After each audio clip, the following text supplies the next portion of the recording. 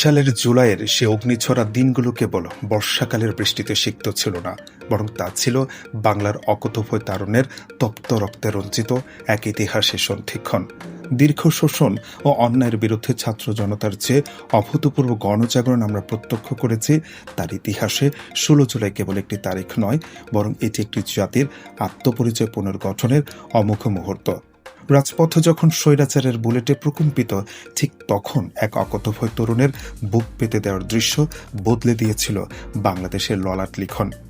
বাংলাদেশ রাষ্ট্র ২০২৪ সালের ১৬ জুলাইয়ের সেই রক্তঝরা দিন থেকে আনুষ্ঠানিকভাবে শহীদ দিবস হিসেবে পালনের ঐতিহাসিক সিদ্ধান্ত গ্রহণ করেছে। ৫ জুলাই ২০২৬ রোববার মুক্তিযুদ্ধ বিষয়ক মন্ত্রণালয় আয়োজিত এক সংবাদ সম্মেলনে প্রতিমন্ত্রী ইঞ্জিনিয়ার ইশরাক হোসেন এই নতুন দিগন্তের সূচনা করেন। এই সিদ্ধান্ত কেবল একটি প্রশাসনিক আদেশ নয়, বরং এটি ছাত্র জনতার সংগ্রামের প্রতি রাষ্ট্রের এক নতমস্তক স্বীকৃতি। ভবিষ্যৎ প্রজন্মের জন্য এক অপরাজ্য অনুপ্রেরণা ১৬ জুলাইকে শহীদ দিবস হিসেবে পালনের এই সিদ্ধান্ত কেবল একটি ক্যালেন্ডারের পাতায় দিবস সংযোজন নয়, বরং এটি আমাদের জাতীয় মনস্তত্ত্বে এক বিশাল পরিবর্তন। যখন আবু সাইদ বা ওয়াসিম আকরামদের স্মৃতি পাথরের স্তম্ভে আর আলোকচিত্রের ফ্রেমে জীবন্ত হয়ে থাকবে, তখন ইতিহাস বিকৃতির হীন প্রচেষ্টাসমূহ মুখ থুবড়ে পড়বে।